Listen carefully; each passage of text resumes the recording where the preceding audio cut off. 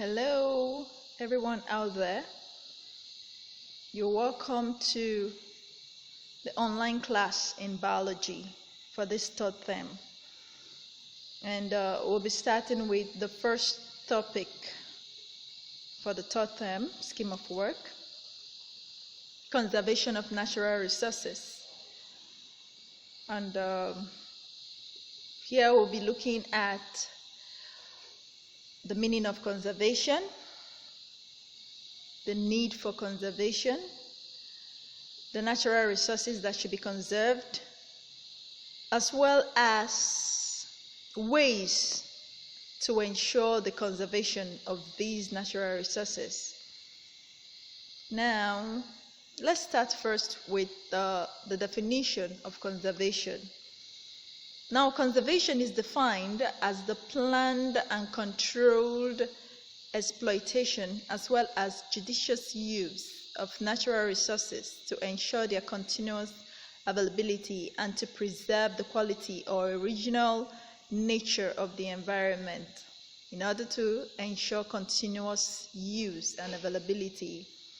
By conservation, we mean that there is the planned and controlled use of these resources. Now, what should be conserved? Natural resources should be conserved. So in biology, natural resources are the materials to be conserved. All right, so conservation is in terms of natural resources in biology. Now, take note that natural resources are nature's gift to man. They are not man-made resources. They are resources because they are of benefit and of use to man. Man benefits from these materials either to satisfy his immediate needs of satiety in terms of quenching hunger and meeting other basic needs of man, including shelter and clothing, aside food.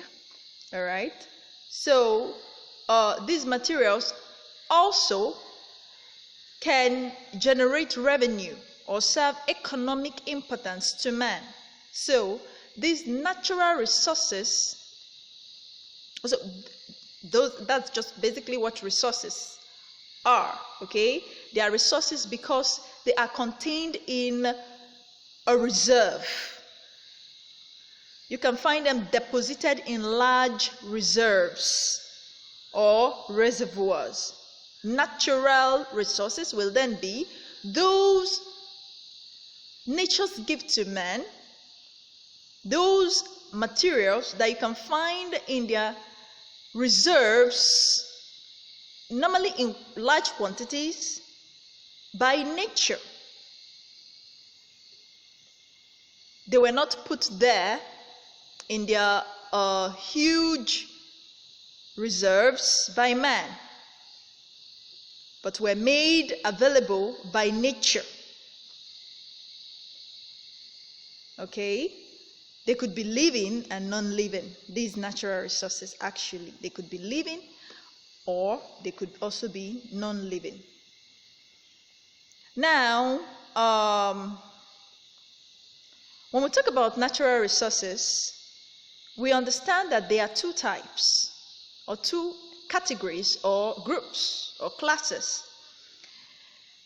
Vis-a-vis renewable and non-renewable natural resources. Now, when we talk about renewable natural resources, these are those vast reserves by nature that can be replaceable. They could be recycled and replaced by nature.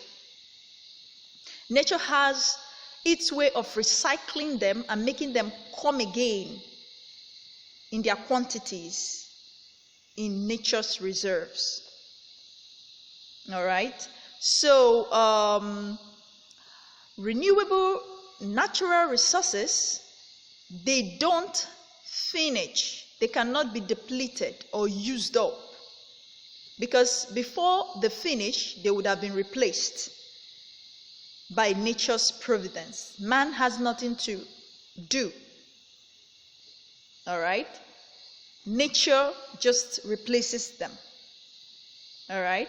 So when we say renewable natural resources, you discover that in a man's lifetime, he can find that these resources have been replaced again in their large quantities. Okay?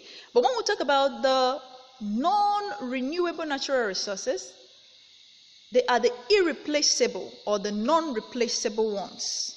Okay? They cannot be replaced by nature's providence.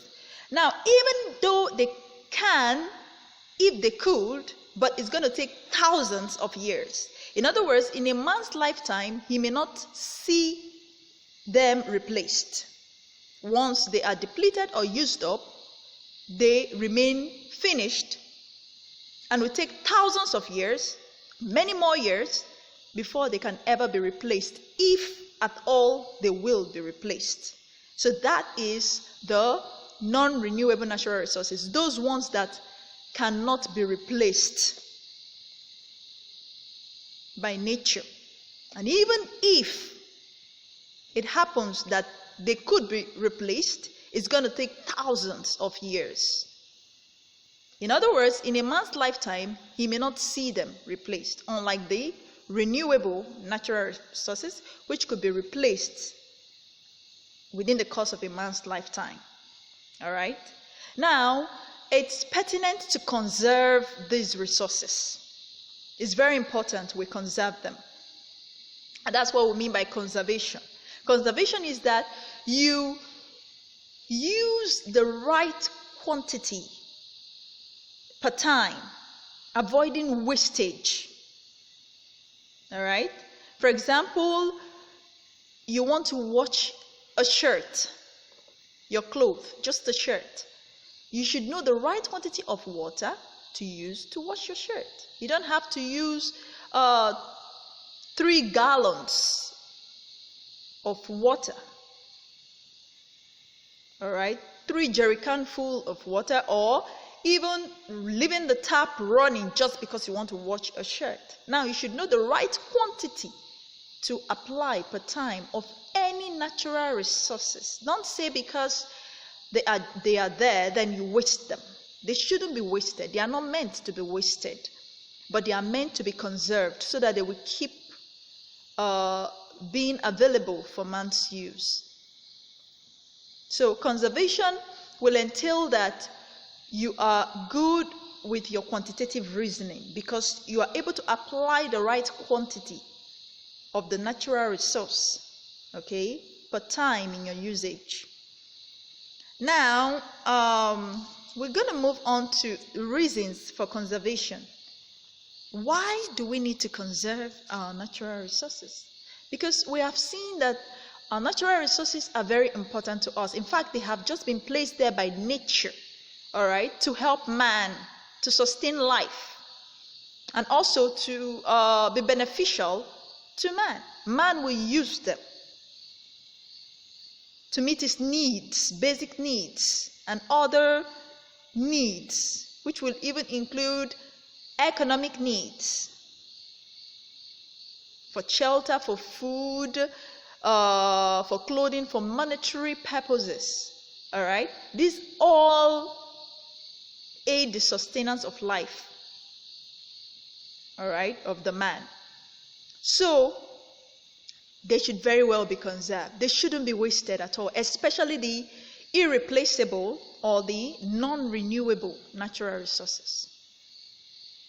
Now, what should be the rationale, the reasons for conservation? Why? Why is it important that we should conserve our natural resources? Okay. Number one will include to allow for continued use of natural resources for man's benefit, to preserve rare and valuable species of plants and animals for the future generation, or to save them from extinction or permanent destruction, to preserve naturally beautiful sceneries for their aesthetic values, to promote the recycling of some scarce mineral resources, e.g. water. Now, many science students and even other non-science students, might want to go to nature's reserve to carry out a research study. Now, if these natural resources have been wiped out, then such studies cannot be held for research purposes, which of course can be educational based, health based, and even economic based. Researches are very important because they help us understand and project into the future. We get to understand and read, and we know knowledge is power. But if we have nothing to study about, or maybe we want to study something but there are no materials to study them with, then the research may be rendered futile and we may wallow in darkness. That is a state of ignorance, and you know what that means. People could be cast into extinction, human race. But whereby we are able to discover the truth that will aid our living, then you discover that these will go a long way to help us with the way we live our life, so that there can be sustainability of life, any form of life, without wiping the whole human race. Imagine the coronavirus is wiping a large number of the human race. It's wiping. People are dying. In Italy, in the USA, even in Nigeria, people are just dying to coronavirus. Now, research studies should be made, and these might need some of the natural resources. Now, if we can use these natural resources correctly, we can find solutions or vaccines that can be used as curative measures that will quench these coronavirus saga, and life is sustained. You see? But if there was nothing to study them with, no nature's reserve as at the time we might need them, then people may just keep dying. People may just keep dying until a whole country may even be wiped off, because no research has been made, nothing to be tested, and even if there was something to be tested, we may not have the natural resource to test them with, because there was no conservation. All right, so that's that. So, and some other reasons or rationale for the conservation, which you can see on the screen. All right, so let's go on to natural resources that need to be conserved. Of course, all our natural resources actually need to be conserved. Whether non-renewable, whether renewable, they should all be conserved. Now, we'll be looking at some examples of natural resources, or the renewable natural resources. You could see wildlife, water, forest, soil, air. Now, mineral resources there, those ones can be non-renewable. Most mineral resources are non-renewable. There are those you can derive from their ores. They could be metallic or non-metallic. Some metallic forms could be in the form of iron, aluminium, copper, silver. All right, and you can also have the non-metallic forms, such as your fossil fuels, your crude oil, your natural gas, your coal, bitumen, anthracite, the peat. And of course, you know how important all these minerals are. Minerals such as diamonds, gold, they are of great economic importance to any country. They could fetch huge foreign exchange for any country, lifting that country from a state of poverty to a state of wealth. So, of course, they should be conserved, because once depleted, it's going to take thousands of years to renew. For example, if the crude oil in Nigeria was to be depleted completely, then it's going to take thousands of years, because you know, of course, that fossil fuels take thousands of years to form, even millions of years to form. So you see, they need to conserve them, because if these natural resources, especially the fossil fuels, should be depleted, then it will be difficult. It's going to take longer time again for them to reform. So a country may go back into a state of poverty, okay, borrowing from other countries, okay, causing them to lose great economic exchange. Okay, can throw a country to a state of recession. So there should be there's a need to actually conserve these resources. Okay, so however, let's take a look at methods of conserving natural resources. Now, we're going to pick some of these natural resources. We're going to look at wildlife, we're going to look at water, we're going to look at forest, we're going to look at air, soil, okay, mineral resources. So let's take a look at the methods of conserving them. For example, if you pick on wildlife, how do you think they can be conserved? You can conserve wildlife. First of all, what is wildlife? What do you understand by wildlife? Now, wild has to do with wild, as in living organisms, okay, that can be animals or plants. Okay, now wildlife is that these plants and animals are in their natural habitat. Okay, they are not caged up somewhere in a zoo.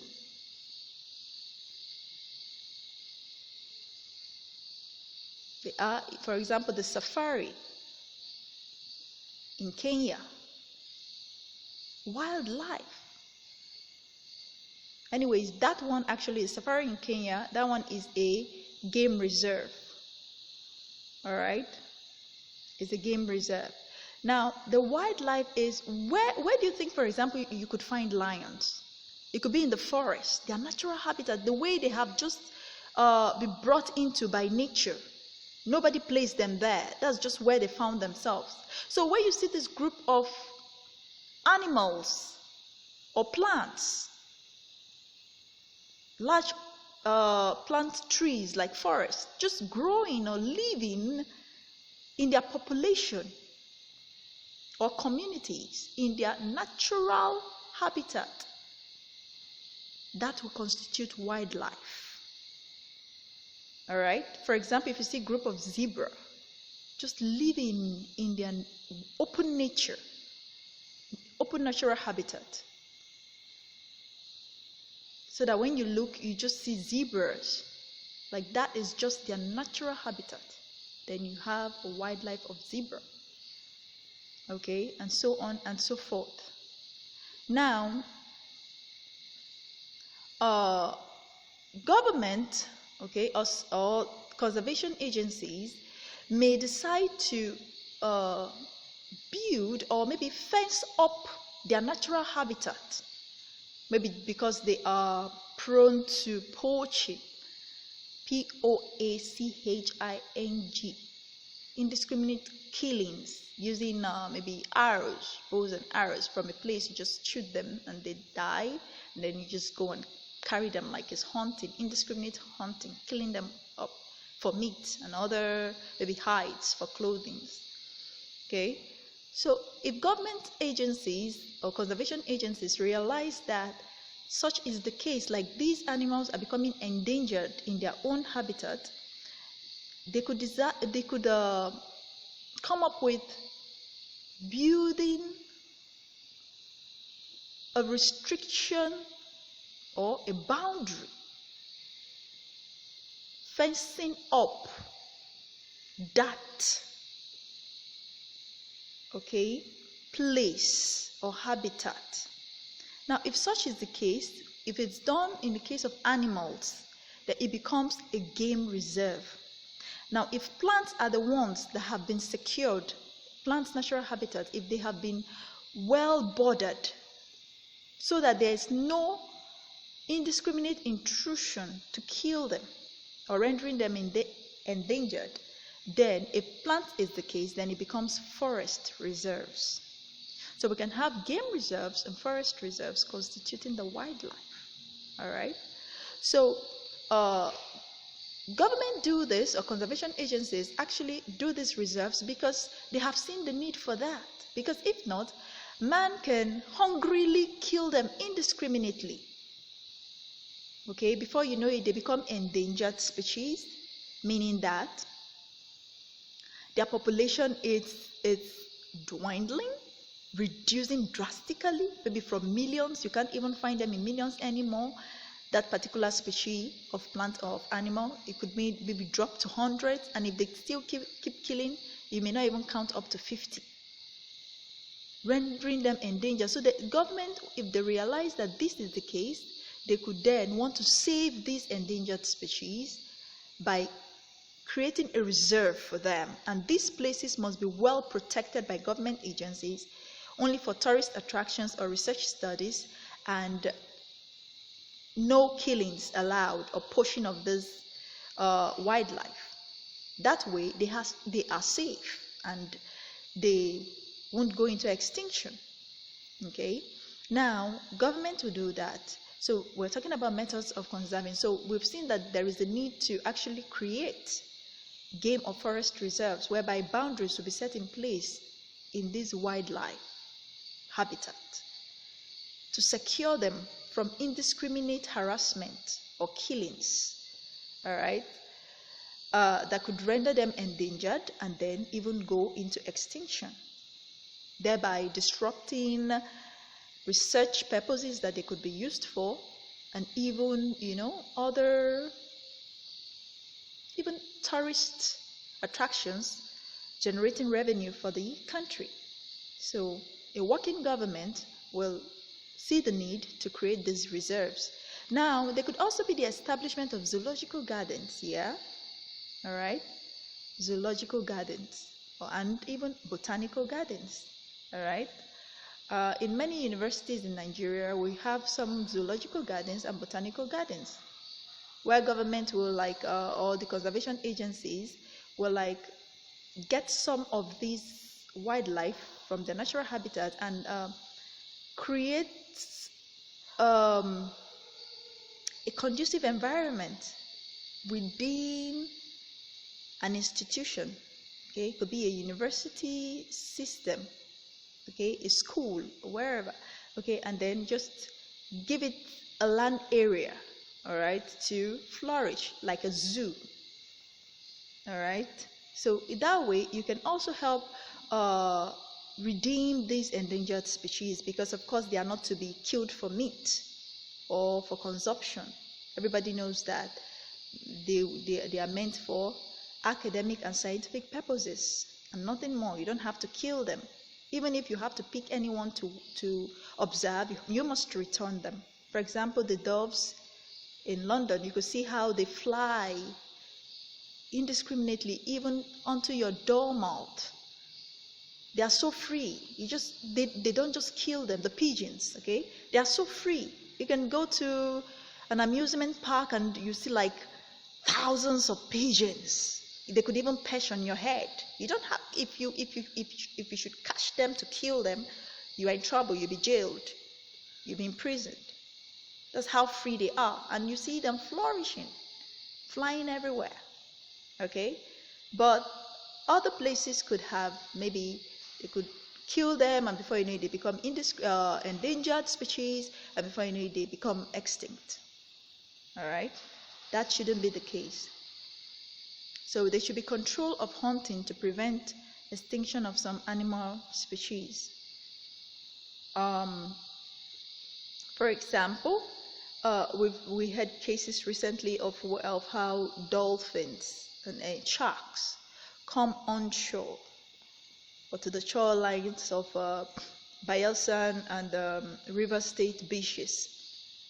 We saw how the community people will catch those sharks and butcher them and share the parts to their community people. Before you know it, these sharks will become endangered. Before you know it, they go into extinction. That's how dinosaurs disappeared from the surface of the earth. That shouldn't be the case. What they should have done, okay, is just that there was no conservation agency monitoring that beach or those beaches. What they would have done was, as the sharks swam on shore, they were supposed to allow them go back or help them return them back into the water so that they don't die. All right? When one is fishing, you use the right mesh size of fish.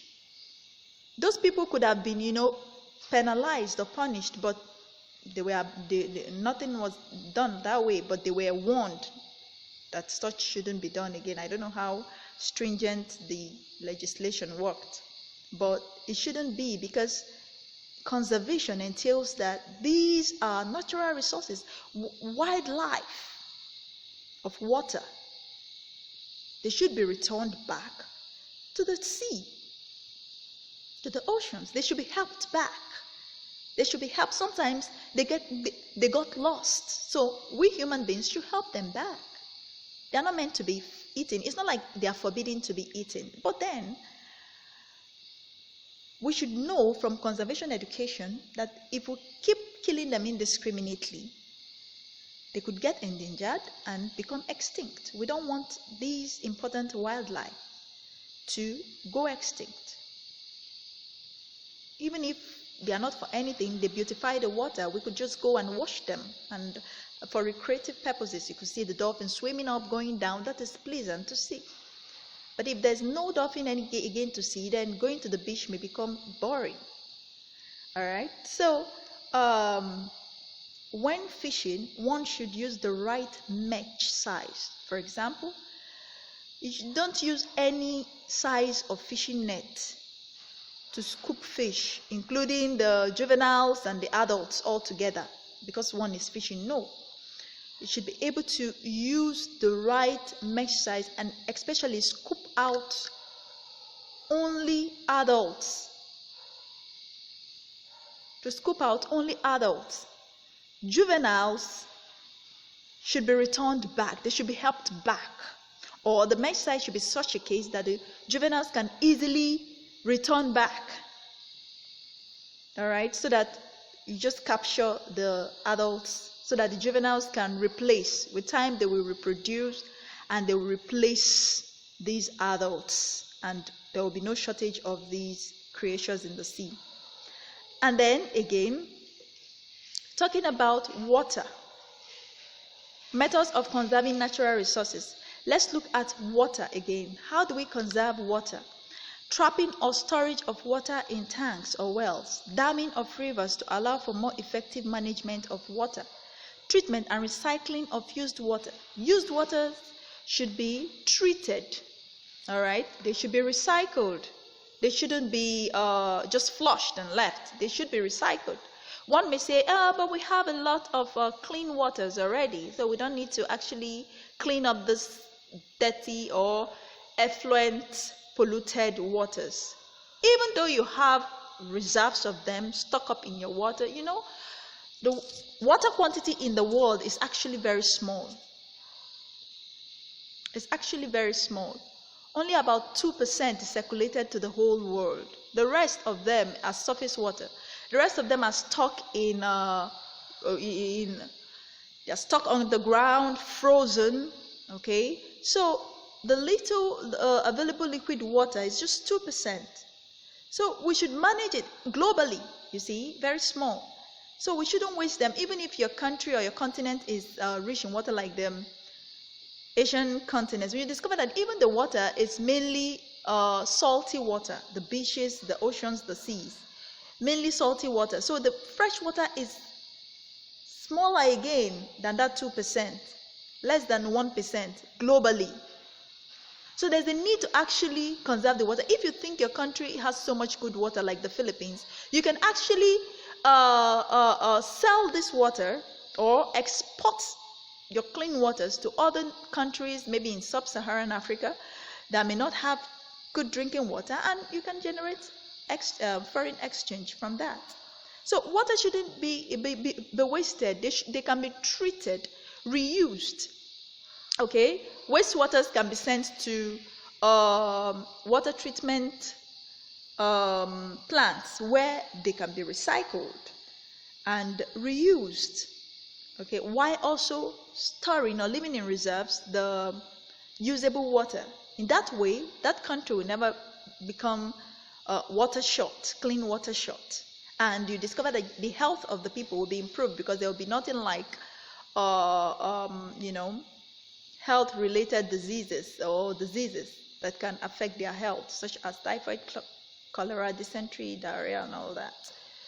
So there's a need to actually conserve our water and treat these waters for continuous availability. Now, forests, how can we conserve our forest? By cutting off trees without destroying the undergrowth. Now, trees, okay, now indiscriminate felling of trees is not good, it's not permitted in conservation. Okay, in the quest to conserve forests, there should be no indiscriminate felling of trees. And even if you have to fell trees, okay, you should leave the stumps so that there is a room for them to regrow. Now, if you will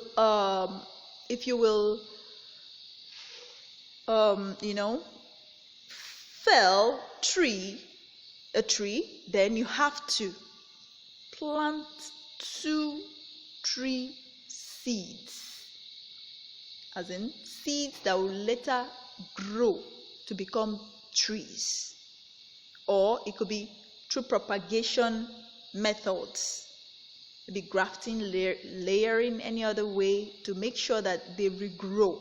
Plant 2 to take the place of that one that you have fallen.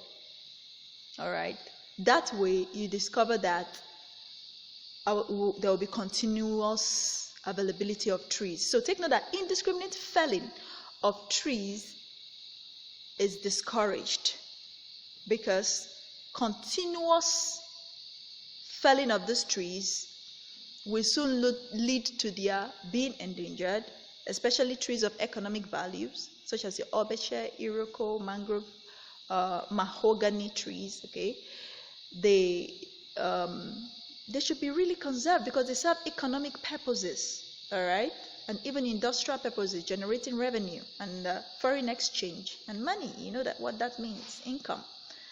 All right, so of course care should be taken on that. Now, another way to conserve forests is that there should be reforestation, like we've said. Okay, encouraging planting of trees, of course. Okay, don't just find it a hobby to fell trees or in tree felling. Okay, don't find it a hobby in lumbering, but also find it appealing and interesting to plant trees. Okay, a day could be set aside as tree planting day, where students will be encouraged to plant trees in their neighborhood, maybe in their school environment or even in their homes. You know, trees take up CO2, which is a pollutant of the atmosphere, thereby making the air very clean and green, improving health and longevity. So, you see, and also trees, of course, you know, their photosynthetic purpose, especially the green trees. So, if people keep lumbering them, felling them indiscriminately, then or engaging in tree felling indiscriminately, you discover that before you know it, starvation may set in place in a place. Famine may occur, malnourishment and malnutrition, leading to a large wipe out of the human populace. That shouldn't be. Now, prevention of bush burning or careless forest fires. Some people are too lazy to actually make clean clearing of maybe a plot of land they want to use for arable or farming purpose. So some persons may not actually take the pain to actually clear, thereby being selective in the clearing. They'll just burn up everything, including the young trees that should have been left to grow, the tender trees, the stumps, the shrubs. They just burn everything down, not being selective in the clearing. They just burn it because they want to use a plot of land for farming activities. Before you know it, they destroy both the adults and even the young ones that should have been left to take the place of these adults, trees. Now, this should be discouraged. Now, talking about soil, how can we preserve our soils? Of course, you know that soils are also very important. Of course, you know that soil is the source of food because plants get their humus content as well as other nutrients from the soil. And you know that plants will then use them to make food for man. So soils must be conserved. How? By prevention of overgrazing, which may cause soil erosion. So by prevention of indiscriminate felling of trees or deforestation. Okay? And then adoption of better farming practices, e.g. crop rotation, so as to prevent erosion, leaching, waterlogging or acidity.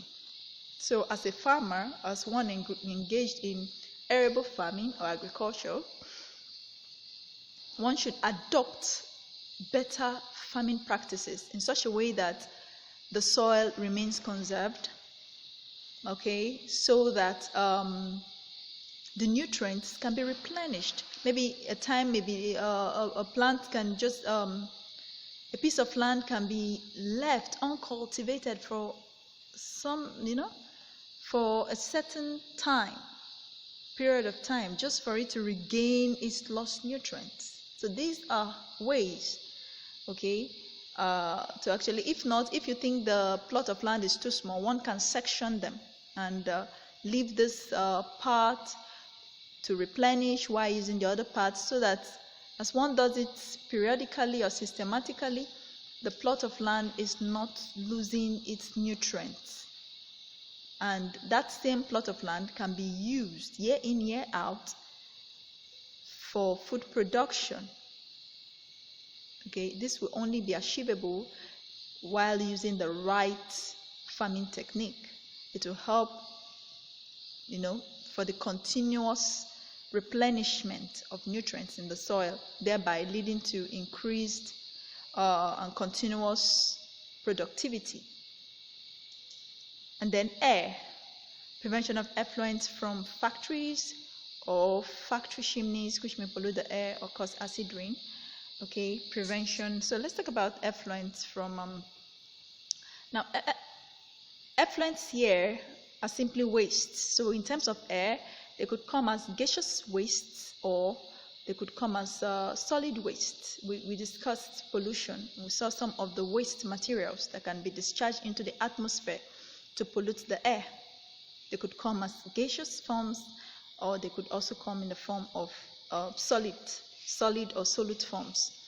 Now, there is need to prevent pollution of air. Strict measures must be put in place to conserve our air, because a polluted air is dangerous to health. So strict measures must be put in place. Okay, for example, creation of factory chimneys. This will help direct Okay, the air discharged to a place where it can be contained, kind of recycled, kind of treated, and then the one that will be emitted into the atmosphere, it's cleaner, while the chimney will help absorb the harsh substances that could have been disposed into the air, causing harm to the inhalers, including man. Now, prevention of fumes from automobile or thermal plants, which may affect aerial life or render air unfit for organisms, and also proper treatment and disposal of sewage. Okay, these will all help in conserving our air. Remember that we have aerial organisms dwelling in the air, such as your birds. They need their air to be clean. You don't have to pollute the air for them. We don't have to do that. Otherwise, it could also lead to their decrease in number, causing them to be endangered and going into extinction. So we must also be mindful of these aerial organisms. Okay. So what about mineral resources? We made mention that mineral resources could be metallic, non-metallic, and actually most of them are non-renewable. Once depleted or used up, it's going to take thousands of years to build up again, or may not even form again. That's the worst case. Okay, so mineral resources, there should be legislation against indiscriminate mining of mineral resources.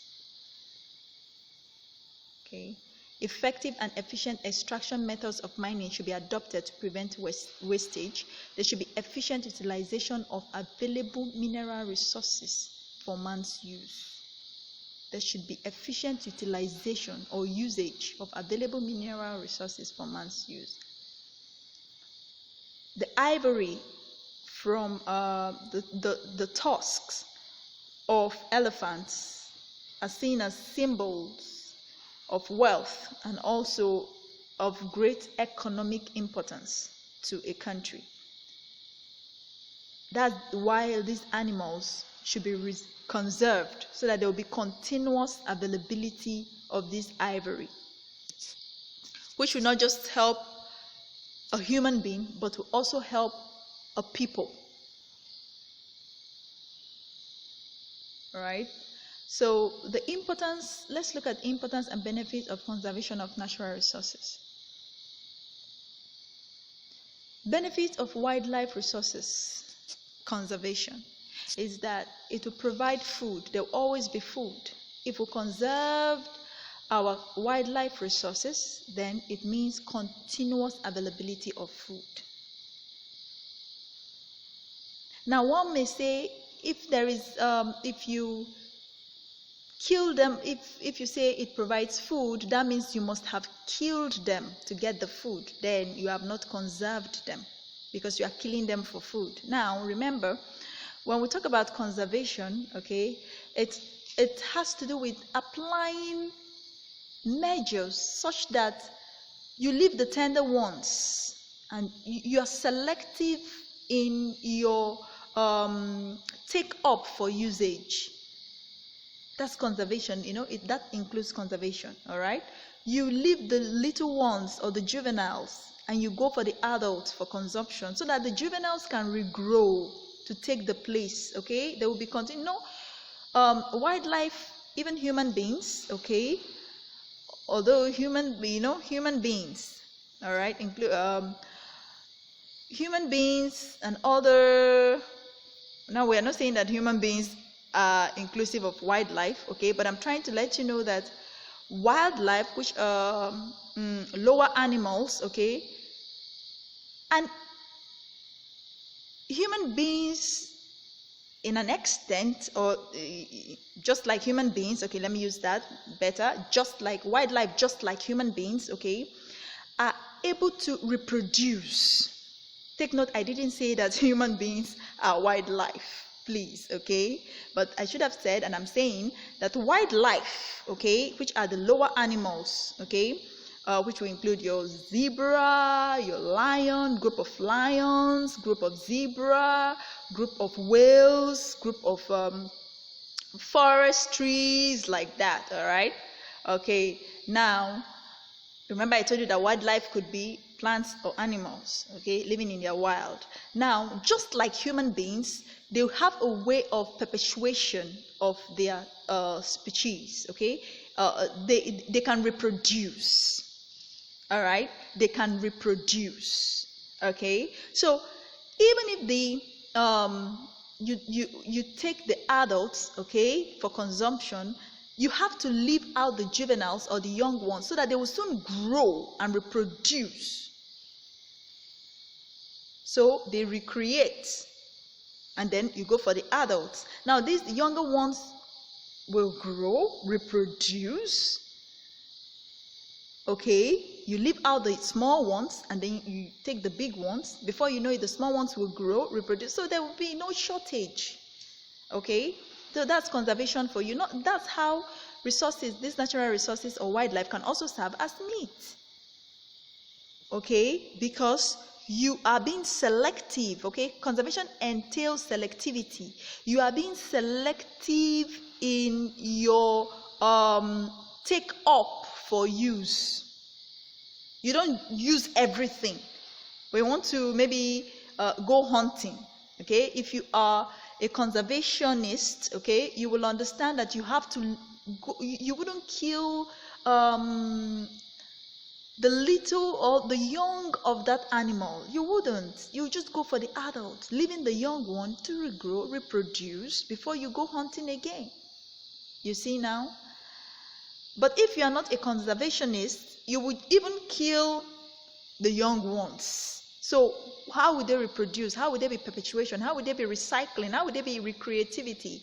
How would there be the remaking, reproduction now? Because as we remove, they have to be a replacement so that we don't lack. That's what conservation is all about. So if we can put those right, then you discover that there will always be continuous food for us. There will always be continuous food. There will be no starvation. That is why when you go fishing, go for the adults, leave the juveniles. Selectivity, okay, is what conservation is all about. But some persons will just hunt everything until there's no fish again, even the small ones, big ones, nothing again in the water. You see now? That shouldn't be the case. Okay, so for human consumption, and then it generates revenue. We're still talking about wildlife resource conservation, that it generates revenue for government. Of course, you know that.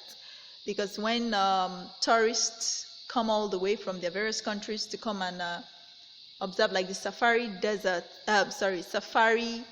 Game Reserve in Kenya, you discover that people come all the way from every part of the continent, Europe, different continents, Europe, North America, South America, Asia, even within the same continent of Africa, they go and they just enjoy to watch these animals in their natural habitation, however well protected from poaching and other indiscriminate harm being done to them. Okay, so that, do you think they just go there? Of course they would have paid ticket fees, paid a huge amount of bookings and money to the government agency in charge of protecting that reserve. Okay, and at the end of the day, all these monies will be channeled to the government monetary fund, monetary system, okay, and that will generally be used for the economic development of the country. Okay, so they serve tourist center. They serve as tourist centers for pleasure and relaxation. Okay, some people also go all the way to beautiful beaches. Okay, clean, pristine beaches. Okay, you discover that some tourists go as divers. Okay, they put on the oxygen mask, they put on the diver's shoes, and then they go deep into the water to observe this beautiful wildlife in the water. Sometimes you discover that they can glass cages have been placed inside the water so that these tourists can actually be protected while inside the water, observing the beautiful biodiversities in the water. So, of course, at the end of the day, even before they go there, they have paid huge funds for these recreational activities to the government of that country, which will be used to generate revenue. Okay, so while these tourists are also having pleasure and relaxation at the same time. So benefits of foreign resources conservation will include that we said benefits of forest resources conservation. Now, forests are sources of food supply, okay, such as fruits, vegetables, meats. Forests are sources of timber for construction purposes. Forests provide medicinal herbs. Forests do lots of good to mankind. Not just are they a group of vegetations, even wildlife can be contained in the forest zone. Yeah. So you living as communities. Okay. So forests are they also play good roles of providing fruits, vegetables, meats, of course. All right. And then forests are sources of timber, of course, especially economic trees such as mahogany, iroko, timber, obershare. So they can be lumbered and used for furniture making, generating income. But remember that when felling them, you have to plant 2 more trees to take the place of every one fallen tree.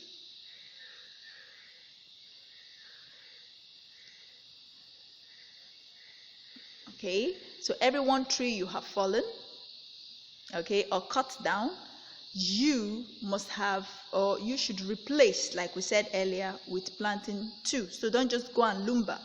Do well to actually replace them, or just cut and leave to the stump. Don't pull out all the whole plant. Cut to the stump and let the stump regenerate or regrow. That's the idea of conservation? So there are principles involved in this tree felling. All right, there are principles involved. They must be cut to the stump so that they can regrow. Yeah.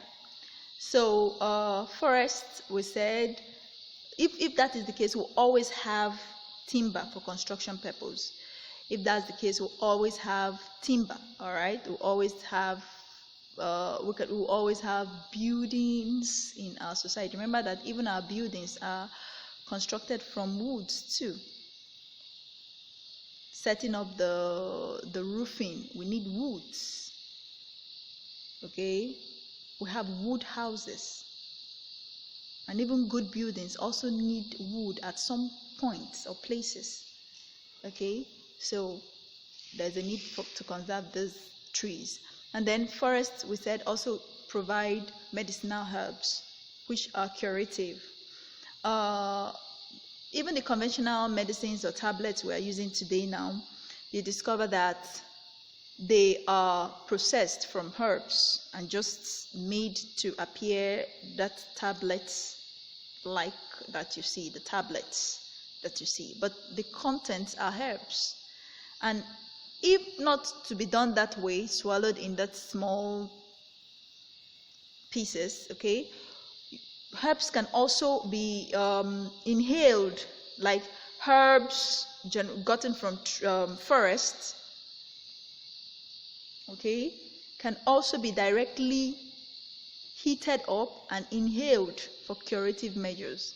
Tree plants, leaves, the stem, the roots, some of them, okay, can be boiled, cooked, and then you inhale some of these herbs to cure sometimes malarial ailments and other ailments. So these herbs are of course gotten from trees. So there's a need to replenish or allow these herbal trees, okay, to keep being in existence for health purposes.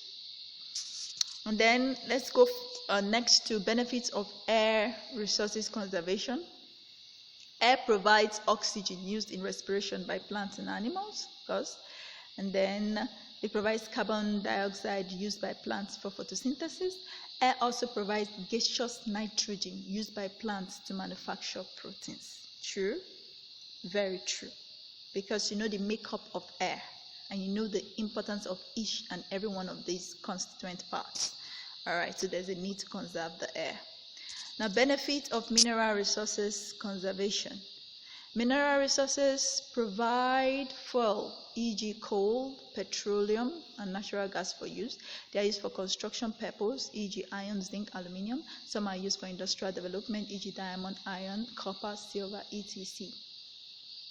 Alright, so we know the relevance of fossil fuels in energy and power. So there's a need to conserve these resources, whether the metallic mineral resources or the non-metallic mineral resources, for the fact especially that they are non-renewable. And then let's go next to ways of ensuring conservation of natural resources. I hope you're not bored. Hope you're still there. Okay, we'll be wrapping up soon. Okay, well done. Now, ways of ensuring the conservation of natural resources will include establishment of agencies for conservation. Of course, agencies must be set in place. If not, abuse will become inevitable. And then establishment of game reserves or national parks. Okay, yeah. And then making of conservation laws, edicts or decrees. And then conservation education, like we're doing right now, trying to educate us to become conservationists. And then setting standards for pollution control. All these will help, or are ways or measures that, if put in place, can help us achieve this goal of conserving the natural resources. And then problems or difficulties associated with conservation. Soil erosion caused by natural wind, rainfall, and runoff. This one is beyond man's control. So what if it happens? It could be a challenge or a problem faced in the quest of conserving. And then land, air, and water pollutions. Okay, this one is man-made actually, but some persons can still be stubborn. They don't want to change. So it becomes a challenge. You have to really put measures in place before to yield results. Occurrence of natural disasters such as earthquake and floods. This one is natural. So what if it happens? It can be a problem too. Okay, leading to pollution and reducing our conservation practice.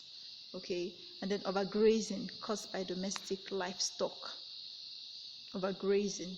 Now, man has to really hold or keep these animals in check so that they don't overgraze. But the problem here is that sometimes the arable or pastures, okay, they are not too available. They are not readily available because of the construction that has taken over the whole place, and these animals must feed. So it becomes a challenge now trying to balance the two of them in the quest of trying to feed these livestock and trying to conserve, because they must feed. And in the quest of feeding, because we have shortage of this pasture, abuse becomes inevitable in conservation. As in, conservation becomes difficult to achieve.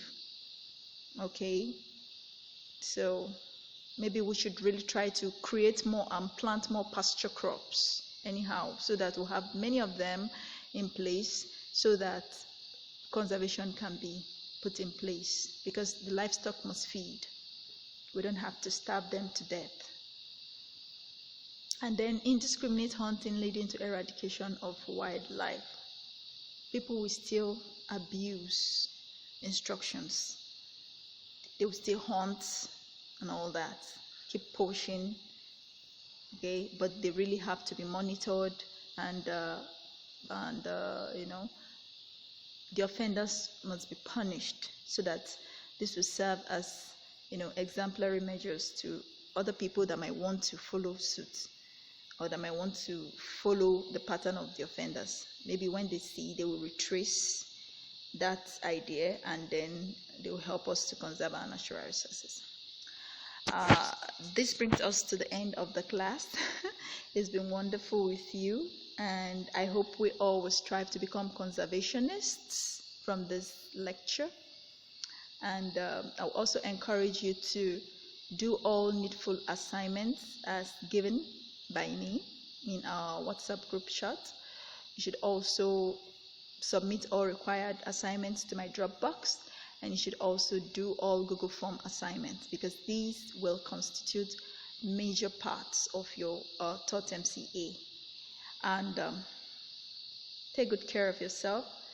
Stay out of trouble. If you have any question, I don't know, but you can post to me in the group chat. You can just post it, okay, from this lecture, after listening right now from the lecture and from the materials given to you from this lecture, because ebook is together with this video lecturing. So just read up the slides. I made PowerPoint slides alongside this lecture online videoing that I'm making right now. So just read up this slides, and also read up those chapters I gave you earlier from Idodo Ume College Biology on the topic conservation of natural resources. And I think if you have any question, you can just post it on the WhatsApp chat, and I will reply all your answers. Okay. All right. You tell me how best you want me to reply them. If you want me to reply them on the platform, if you want me to reply to your email, you can email me. All right. Later I will I think I will come up with a definite way of giving you replies. All right. Okay. For now, let's just do it this way. So take good care of yourselves, and stay out of trouble, and stay safe. Thank you. Bye.